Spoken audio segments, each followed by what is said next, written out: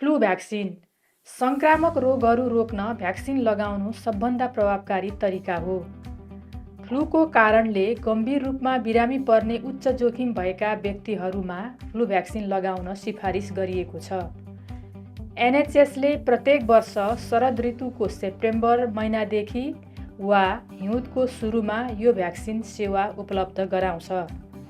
यदि तपाईँ 65 वर्ष वा त्योभन्दा माथिको हुनुहुन्छ, निश्चित दीर्घकालीन स्वास्थ्य समस्याबाट पीडित हुनुहुन्छ, गर्भवती हुनुहुन्छ, केयर होममा बस्नुहुन्छ, वृद्ध अशक्त व्यक्तिलाई हेरचाह गर्नुहुन्छ वा हेरचाह भत्ता पाउनुहुन्छ, रोग प्रतिरोधात्मक क्षमता कमजोर भएका व्यक्तिहरूसँग बस्नुहुन्छ भने तपाईले एनएचएसबाट निशुल्क यो भ्याक्सिन लगाउन सक्नुहुन्छ।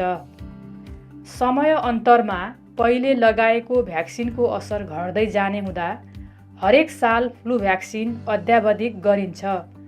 त्यसैले प्रत्येक वर्ष फ्लू भ्याक्सिन लगाउनु महत्त्वपूर्ण मानिन्छ। यदि तपाईँ एनएचएसको फ्लू भ्याक्सिन लगाउन योग्य हुनुहुन्छ भने तपाईँले आफ्नो जीपी सर्जरीमा भ्याक्सिन लगाउन सक्नुहुन्छ। यदि तपाईँको उमेर 18 वर्ष वा त्योभन्दा माथि छ भने फार्मेसीहरूले एनएचएस फ्लू भ्याक्सिनको लागि प्रस्ताव गर्ने गर्दछन्। धन्यवाद।